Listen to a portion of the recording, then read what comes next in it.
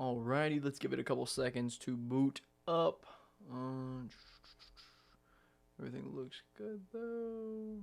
Welcome in anybody that is starting a business or wants to start a business, or any trash can cleaners, mobile detailers, lawn care guys, pressure washing guys, vending machine guys, anybody that is out there trying to start a business. Merry Christmas, or Christmas Eve, whatever. We work during Christmas, baby. No, I'm just kidding. But today we're going to be doing another free coaching call. I have no idea how long these are going to be on average. I've also kind of had a lot of stuff going on in the past couple of weeks, so there was not a coaching call last week, but we are going to be back with them today.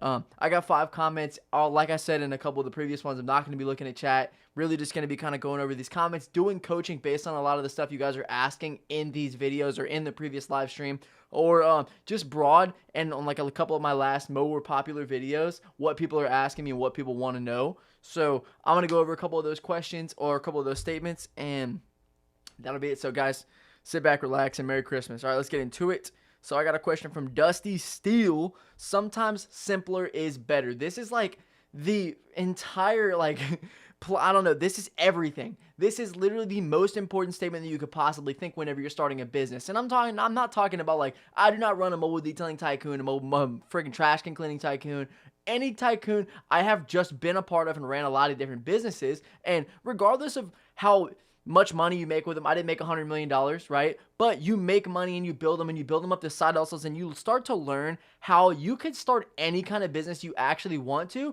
and make a decent amount of money. You could easily make $1,000 a month, $2,000 a month, up to $10,000 a month. And this is still a side hustle kind of thing. Obviously, the aspects are going to be very different. Your initial investment is going to grow over time. You're probably going to have some employees. You're going to have some sort of marketing strategy that you're going to be pushing to a bigger level. But what I like to teach you guys is that, and how I run a lot of my businesses still to this point, is you start simple, and simple is always going to be better. You are never going to get burned going simple. When I'm talking about that, I mean like whenever you're going about your initial investment, which is the biggest thing that guys fail on. They just get crushed, they get wrecked, and they don't even take a second to think about the fact that they're digging themselves into a hole because they want to start with the best stuff. They want to start with the trash can cleaning trailer. They want to start with the mobile detailing trailer that they see their favorite YouTuber or their favorite mentor that details cars. He's got every single tool that you can think of. He's doing every single service that you can think of. And he is just showing off his $20,000 van mobile detailing setup with the reels, the hoses, I don't even know, like the water tank, the 200-gallon water tank, I mean, whatever it is, the generator, the built-in everything. And you're like, I have to have that to get success. I have to have that to make any money, period. No, like, it's just untrue. It's not a fact. You can start stuff for so much less, and I proved it time and time again through my mobile detailing, through my trash can cleaning, using mostly the same equipment for both of them. Obviously, you're going to have some things that are not interchangeable. You're not going to be using chemicals on a car, but you begin to realize you can use a pressure washer, a chemical sprayer, a couple chemicals, and a foam can and some soap, but bam, you are able to clean trash cans at a decently high level, or as high a level as you want to. Even if we spread this around and we say, let's move over to lawn care. If you're going to start a lawn care business, do you have to start by purchasing a $50,000 truck? Do you have to start by buying a $10,000 enclosed trailer? No.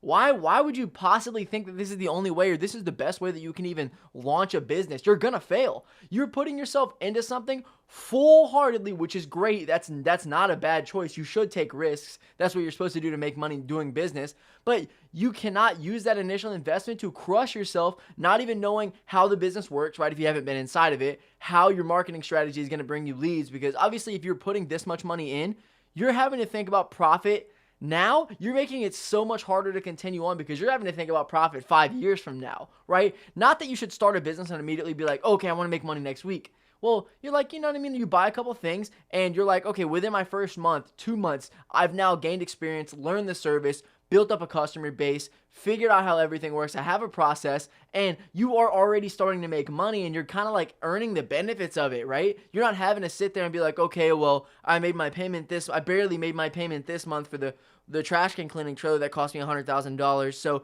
it's okay because in the next 3 years, I'm going to be able to pay it off, and it makes so much sense. But by the end of it, you have it, and imagine you don't even want to clean trash cans anymore, right? Just because you did all that, maybe you sell the trailer off. That's a whole thing. But there's a big thing going around where a lot of guys are giving back their rigs. Even people commenting on my videos asking me if I want to buy their can cleaning rig. There's so many of them, and it would blow your mind, but they're selling them because they jump all in and they have no idea anything about trash can cleaning, because trust me, if you haven't been inside of it, you don't know yet. But you think that, go to YouTube. Anyone can. There's so many people that want to be YouTubers. I think it's like the main job that, like, I don't know, Gen Z or whatever wants to be now. Everybody wants to be like Mr. Beast right now. They want to spend the millions of dollars on a video. They want to get the production team. They want to hire the employees, hire the cameraman. They want to have the expensive vlogging camera instead of pulling out their phone and just shooting a video, bro, doing your thing, going about it, and starting up YouTube like that. Yeah, look at his videos for 10, 15 years ago. It all relates. It's all a business, regardless of the fact that it's not a service direct business like you're pressure washing someone's driveway. But eventually you get the skid. Eventually you get the generator. Eventually you get the 100-gallon water tank. Go easy. Guys that are starting these businesses are afraid to ask customers to use their water and power. What are you doing, dude? You have to make things work best for you without drowning in debt and hoping that you're going to make it. You know the easiest way to make it? Don't screw yourself over and fight and having to, like, imagine you're crawling out of a hole, but you just, like, dug the hole so far down and you're like, man, oh my gosh. Like, imagine you could have started up and you're pretty much on the surface, you know, you're maybe a little bit deep. You can get out. But if you're like 10, 20, 30 feet below, you're cooked. You're done. So simpler is always better. And when you decide to really screw yourself and think that the only way that you can start is at a high level, it's just not how it works, bro. You have to climb that ladder. And when you start simple, you learn things from inside out and you give yourself that time to create that advantage instead of trying to force the advantage with a little bit of capital. Okay, cool. Great comment. That was Dusty Steel. Sometimes simpler is better. Nice. All right. Liminal spaces on Earth. What's the selling point of having your trash can clean? This is a major one if you're going to go and you're going to do any sort of marketing. I always talk about the marketing that I do through Facebook. I've never paid for a single advertisement and landed easily much over $10,000 in jobs, especially jobs for other people, not even just myself, using it for other businesses and other guys. Regardless, though, the way that you're going to land customers is to give them selling points. You have to hit the pain points of a customer. What could be the reasons that somebody is going to be getting their trash can cleaned? Okay, maybe it smells really bad. There's a lot of people in Louisiana that okay, I'll give you an example of a guy that I did. Once again, seafood is really popular here. They have crawfish boils, they have crabs, they have seafood gumbo, stuff like that. Sometimes they leave these crab shells and the trash doesn't get picked up, especially like this week. They're going to be delaying all the trash pickups, right? So a lot of these guys are going to be having, you know, a bunch of seafood in their cans, and it could be for a prolonged period of time, and it could start to smell seriously bad. Maybe they just want someone to get rid of that trash for them, but is it really not going to have the juices all over? Regardless, over time, this customer, they went on a cruise and they left this seafood in that trash can and it smelled horrendous. They could smell it from inside the house. Also, you can try to target any sort of like, hey, maybe the customers do not want rats, right? It's almost like a sort of pest control, or you're going to guarantee that there's no animals or any pests or anything that are going to be around the house or around that trash can. Once again, curb appeal or just any sort of comfortability factor where maybe the customer has spiders all over their trash can, or maybe the customer's trash can is like beat up. Man, obviously you're not going to be able to do any like structural work to the can. But as far as, you know, you got your curb appeal, you got the deodorizing effect, you have the effect of keeping stuff away from the customer's house, or the customer doesn't want to spend 80, 90 bucks to buy a brand new 50, 70 gallon trash can. And instead, they want you just to come and clean it for $10 to $15. And it's a brand new trash can. It has no problem with it. This actually smells good, and they know it's clean now. Versus, you know, they could go out and buy a brand new one, but the difference in, like, I could clean your can 8 times over. Regardless, maybe she just wanted it one time, but this lady had maggots all over her trash can. It was disgusting. And within my message, the selling point was, hey, you will no longer have insects, or it's going to be like sort of pest control, or any of that stuff is not going to be able to like hinder you. So someone that has maggots all over their trash can, they're going to want something like that. Or somebody that has rats coming around their trash can. I used to keep trash like near my apartment in my trash can, and guess what? Dude, rats are all over it, bro. They want to get it through the bottom, whatever. And if a customer sees that, they're going to be like, okay, yeah, I need to solve this. The rats can smell the trash, or whatever the problem may be for them.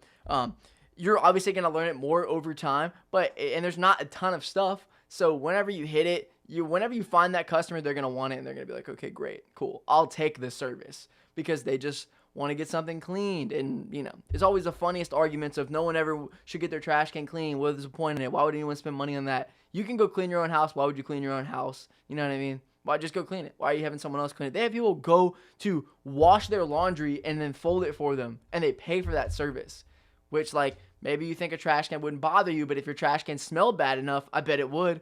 I really bet it would. Or if you had animals or pests just come into your house, and I bet you'd be like, okay, you know what? It's finally time. It's a problem. And you could always do it yourself, but that's why there's services out there that are being offered, right? Trash can cleaning is a little more difficult. Those are really the only ones I can think of right now.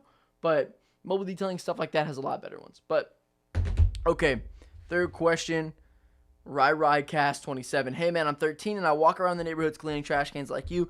Any tips starting out? So I'm assuming when you say cleaning trash cans like me, you're using a pressure washer, minimal equipment, asking the customers for water and power. I hope you're using a pressure washer. Some sort of scrubber. You're bringing a trash bag with you. You might even have, like, if you're 13, bro, you probably got some sort of mobile setup you're dragging around like a cart with you. That is super cool. Respect to you. Respect the hustle. I would say the worst part about that is you're probably only doing cold marketing, right? Because you have no like opportunity to go to houses and like get outside of your like local area. Maybe your mom could bring you, or maybe your parents could bring you. That might be a situation that would help you. I think that the problem is you're probably not going to be landing a ton of jobs, especially because your clientele is 100% restricted to where you live right there, unless you can directly walk over to the next neighborhood. It's a little bit dangerous as a 13-year-old kid, but you now are having to go and door knock a ton of people that you don't even know. They don't know you. You're soliciting on their property. You're trying to sell them something that they have never heard of. I promise you that's the problem with trash can cleaning, is that it's so underserviced, but it's also it's undervalued. People don't understand how good it is until they actually get it, and that those customers are always having me come back to their house, right? But if they have never heard of it, never seen it, you're trying to go and sell something to somebody. Did my thing just crash? You're trying to go and sell something to somebody that doesn't know you and doesn't want what you're trying to offer them, right? Especially if you're not a great salesman. So you're going to be getting a ton of no's. I would definitely leverage out to try to get some flyers, throw some sort of pictures on there before and afters, try to tempt them like that. Also, give them your information. Put on the flyer that you're going to give them some sort of discount if they reach out to you within that week, or if they reach out to you through text. Put your number on there, put your parents' number on there, and give them that opportunity.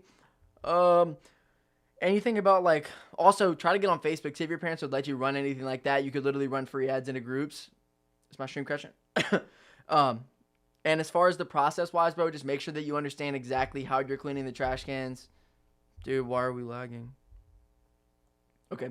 Just make sure that you understand how you're cleaning the trash cans. You have a really solid process. You're offering the same exact quality every time. Do not get, if you're doing the right thing right now, do not get scared to ask the customer for free stuff. They would love to give you free shit. They do not care. I've had a ton of customers, even though I could apply my own stuff or I could pay for my own generator, my own water tank, and get a trailer, all this and that. But if I don't have to, how much of a hassle am I getting, like, past, bro? You're not having to spend all this money on, like, upkeep or maintenance or the initial investment just to get the stuff, or storage. Where are you going to keep that stuff? I don't have a house. So that's where you get stuck, and you don't have a house either. I guess your parents could let you, but make sure you have a solid process down. Make sure you're not skipping out on any customers. Get your pricing strategy right and figure out, okay, what is working best with these customers? How can I sell them better? How can I get them on a repeatable process? Also, where am I going wrong? What more could I offer? Tell them, the customers, you will take their trash out too. So if you want to try to service them on days that aren't a regular trash day, tell them that those are the only days you can come, unless the customer wants you to, like, take the trash from them and actually go and disperse of it, so, like, they don't have to wait on you to come, that you charge them a little bit more, but that's something that you offer. Cool. That's all I got for you, bud. All right. A car guy 374. $200 for a cared for car is a perfect maintenance wash. It's the $200 for the I keep my car clean crowd, and it's dirty as hell. Okay. Sorry to all my can cleaning guys out there. This is a mobile detailing question, so you're going to have to get used to it. Okay, so he's referring to the pricing strategy that I talk about with my mobile detailing so that I can close the most customers possible. The reason that guys are failing is not because they're not using enough equipment. It's not because they're not using nice enough equipment. It's not even because they're doing that bad of a job. It's mostly because you are not getting customers and you are not landing the leads that you're actually getting. What's the main reason for that? Pricing. That's a massive hitter. If you have poor pricing, if you are not structuring your pricing strategy around the customer and what most likely they're going to say yes to, you are killing your volume, killing your sales potential, absolutely, killing the amount of people that are going to hear about you. So this guy that you never got the service because he didn't want to pay the extra $50 for the detail, you're never going to get to know his friend, right? His son, his daughter, all these different cars, the mom, the grandma, all these different cars that you could possibly be servicing. There's so many times that I landed a job and the guy's like, love the quality. He said, I love your pricing. It's like not crazy and it's actually super affordable, but it's without like taking away from myself. You know what I mean? I'm putting some good labor in and some good quality, and I know I am and I have experience. So I'm charging what I like to get paid well because I know I can finish the job fast enough to not have to charge a crazy amount, because I can make that $100 an hour. I can make the $150 an hour. Just depends on, what I want to do. And you can always come up with whatever price you want, but over time you need to find it. So what this guy's saying here, $200 is a perfect maintenance wash. Unfortunately, I do not charge customers based on the depth of dirtiness in the vehicle. If you were to do that, I promise you, I would lose 5 times more jobs, because you're trying to push the customer even further past an easy hey, what's your information? What day can I do it? Closed. Bam, done. The customer is not going to deny you now because you have their address. They're probably more than likely not going to be too lazy to close it, right? Or too lazy to cancel on you or ghost you. And you just show up no matter what. But in a situation where you start asking the customer for pictures because you want to see more stuff, I've gotten screwed on it. Trust me. I've not asked customers for pictures, and the customer ends up having a ton of dog hair in the vehicle, and I would have charged a lot more money. I do charge money for travel, so if the car's anything over 20 to 25 minutes away from me, I'm charging for a distance, a travel fee, and that's something that you can add in. But as far as asking customers for pictures of the vehicle, doing all this, putting them through the runaround, asking them a ton of different questions, they know what you're doing. They know that you're trying to find a way to ramp the price up. They know that you're trying to obviously do the legit thing and make money that you deserve to make because the vehicle is so bad. But it just doesn't work that way, man. It's a customer dominated world, and you're gonna realize that the second you start servicing customers. It's a hell of a thing, but you're gonna be stuck in that situation where I'm dropping frames. Please stop dropping frames. Hold on, guys, let me make sure the stream's up.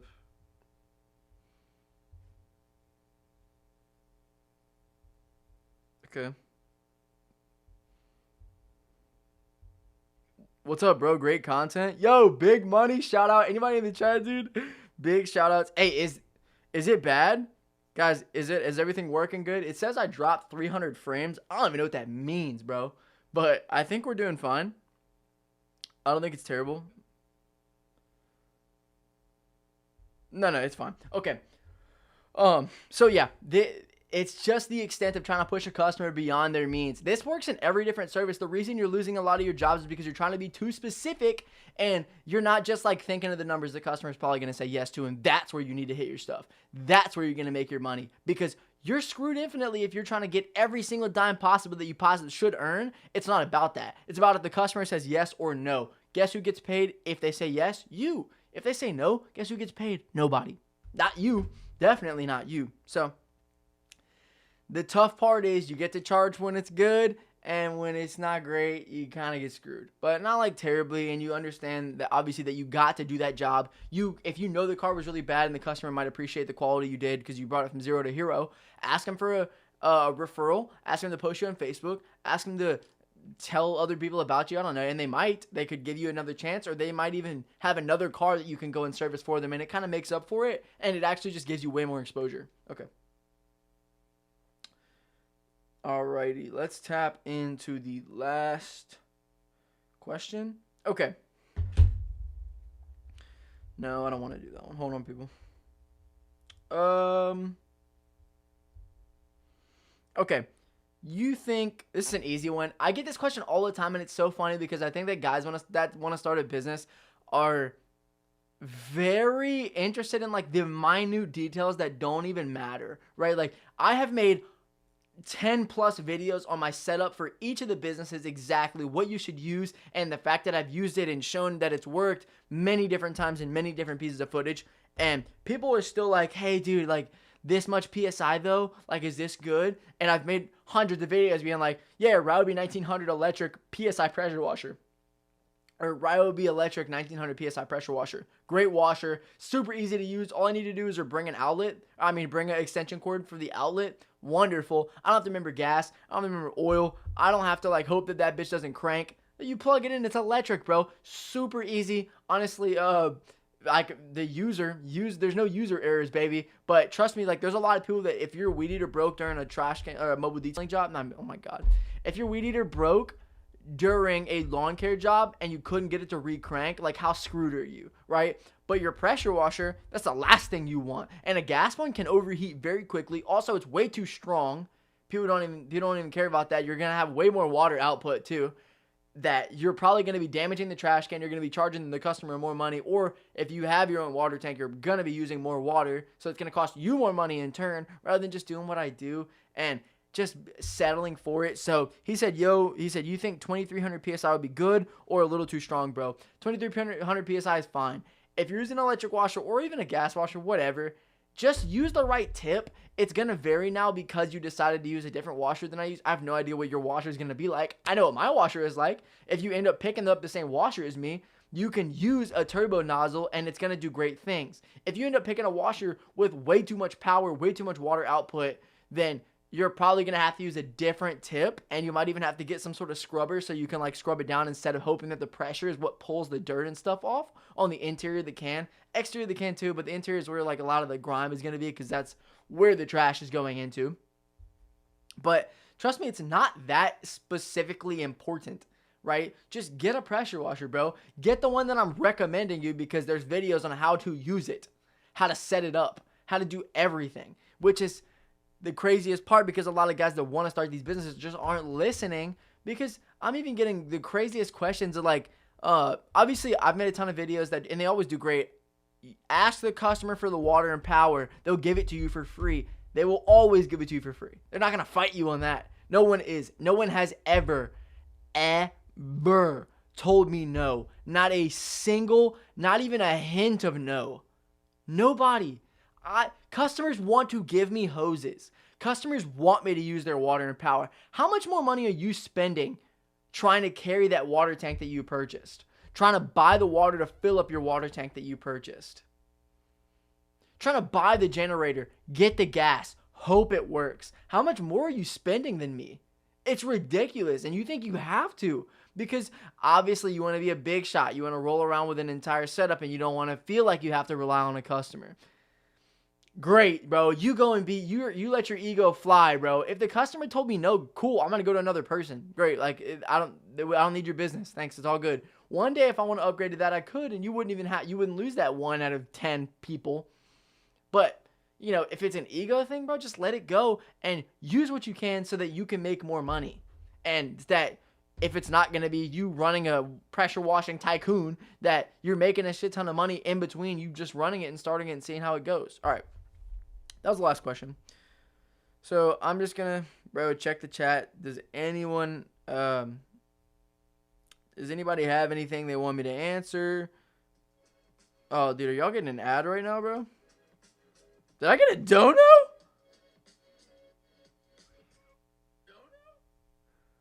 What are you doing? What the hell? Dude, the Tenskis from J. Rogers TV? Big bets, brother. Appreciate you. Holy heck, that's crazy. It was my first dono, bro. That's so sick. All right, dude. I'm about to give you a call. But anyways, guys, appreciate you watching. This is a free coaching call. I'm going to be doing these every Tuesday. It's also going to be on Thursdays, too. If you want to join and become a member of the channel, you're going to get access to that. But every Tuesday, or if you just want to see clips from it, check out more Matthew Rogers, and there's going to be clips from it every week. So you guys have a great day. Peace. Start your business.